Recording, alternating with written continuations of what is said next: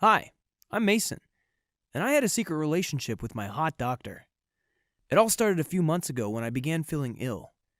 I'd always hated doctors and hospitals, so I tried to avoid them as often as I could. I was going to college, but living with my mother to save money. At first, I didn't tell her anything about my symptoms, since I knew she tended to overreact when it came to my health. We lost my dad when I was a young boy, and my mother never really got over the sorrow. He'd gotten really sick, and there was nothing the doctors could do to save him, so it was only natural if my mother became overly concerned when it came to illness. My childhood wasn't what you would call normal. Ever since my father passed away, my mom began fearing she'd lose me as well, the only family she had left. So she clung on to me and made sure nothing bad ever happened. She was overprotective, didn't let me play outside, and had me clean my hands almost obsessively. She'd take me to the hospital every time I as much as sneezed or coughed, and insisted that I missed class if any of my friends got sick. It was as if she wanted me to live in this little bubble where nothing wrong could ever happen to me.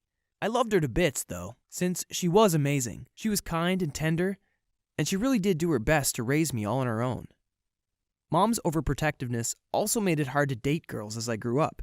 She never approved of my relationships, and ended up finding excuses to drive them away, no matter how perfect they might seem to be. When I was accepted into college, we decided I'd remain at home to save up money.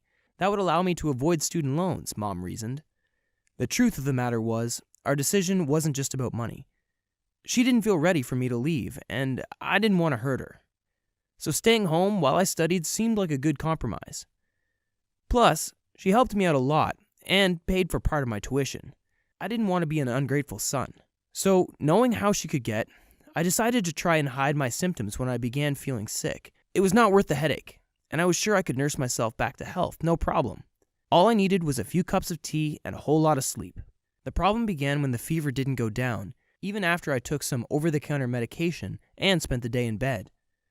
Mom arrived home from work, and she suspected something was amiss. I tried to pretend nothing was wrong, but she didn't believe my lies. I looked pale and exhausted, so she touched my forehead. I had to confess the truth. I was feeling awfully sick. But I tried to insist that it was just the flu. Of course, Mom wasn't having it.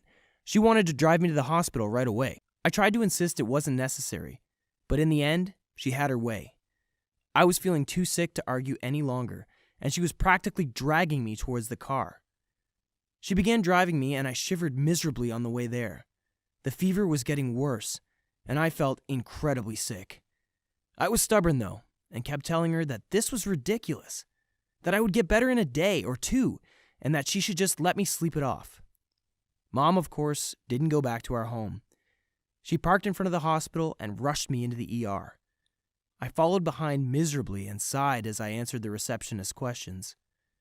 My mom and I sat down in the ER's waiting room, and I groaned as we waited. I told her I'd be better off curled up in bed, warm and resting comfortably instead of waiting forever in that cold room. Mom patiently listened to my protest, but she still insisted we stayed until the doctor saw me. I was growing more and more frustrated until someone called my name. When I looked up, I was stunned. Standing a few feet away from us was the most gorgeous woman I had ever laid eyes on. I couldn't believe it. She was perfect from head to toes. Her hair was long and wavy, her face flawless, her body incredible. She was dressed in blue scrubs that matched her eyes. I could barely speak at all and must have looked like a mumbling fool. The woman introduced herself as Dr. Vanessa, and I had to try and remember my own name. I think that my mom was the one who told her my name.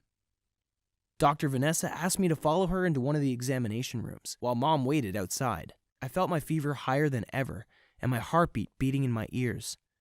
I thought those were signs that I was falling in love, but in reality, it was my body reacting to the illness. I was getting worse by the minute, but too distracted by my doctor's beauty. I ended up getting admitted into the hospital. Mom didn't waste any time letting me know that she was right. Dr. Vanessa was the doctor in charge of my case, and that made my stay at the hospital far more pleasant. I would make silly jokes whenever she walked into the room, even when I was feeling awful. She made me smile even through the pain and the fever.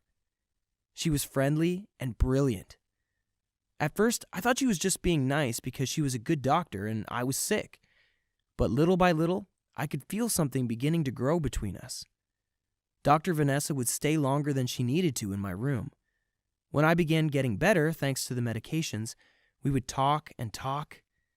I wanted to know everything about her. I was surprised to discover that not only was she new to the area, but she was still in the process of moving into her new apartment. She was staying in a hotel room while some issues with her new home were solved. When I asked what neighborhood she was moving into, she said the name of the area I lived in. We ended up discovering that we were going to be neighbors. We were both stunned. It was such a big coincidence. To me, this felt like destiny, like I had been meant to get sick and to be her patient. Why else would she be moving right next door to me? And we also had this amazing connection. I refused to believe that all of that was simply a coincidence. When I told her this, though, she looked worried. She told me that she did like me, but that I was her patient and she couldn't date me. It wouldn't be ethical, and she could get in trouble. Plus, I was still sick and had to focus on recovering. I was determined not to give up, but I told her I understood. I didn't have to rush things since we'd be living next door to one another. I would keep seeing her after I left the hospital. So if she didn't want to date a patient, then I'd simply wait until I wasn't her patient any longer. Of course, being that patient was easier said than done. I tried to remain friendly and avoid flirting. I really did. Soon enough, though, I was asking her on a date. She told me no the first time, and the second time as well. By the third time, Dr. Vanessa laughed and scolded me for being so persistent. She ended up saying she'd go out with me once I was released. Imagine my excitement. It took me a couple more days to actually get better, and it felt like an eternity. We kept flirting all the time, but we never kissed, not until I left the hospital. That night, she invited me over to her apartment. It was incredible to have her right next door, just a few feet away from me. We spent the night together, and I felt like I was in heaven. I was dating the most beautiful woman I had ever met. She was also smart and funny. Vanessa was 10 years older than me, but we didn't care about that. I was studying to become an architect, and I'd be graduating in less than a year. It wasn't as if I was a teenager or anything of the sort. Problem remained with my mother. I knew she would freak out if she knew that I was dating my doctor. It didn't matter if I was no longer her patient. I knew what my mom would say about the whole situation. What would happen if she reported Vanessa to the medical board? I didn't want to get my girlfriend in trouble for dating me. So at first, we decided we'd keep it a secret from those around us. My mom didn't like me staying out all night, but I was old enough that she couldn't tell me not to leave. She did ask many questions, and I tried to avoid giving her incriminating answers. I just told her I was studying late or that I had found a study group. I never let her know that I was dating someone. At least, not until Vanessa and I decided that our relationship was serious, and we would want to take it to the next level. She asked me to move in with her, and I immediately said yes. We were so happy and eager to live together, of course, but I was also worried. This meant I had to let my mother know what was going on. Vanessa and I decided we'd tell her the news together.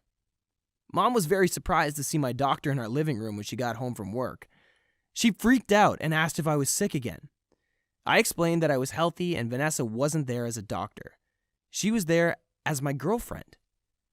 Mom got so angry. She asked how long we had been seeing each other, and I couldn't lie to her any longer. We let her know that we fell in love for each other while she was still my doctor.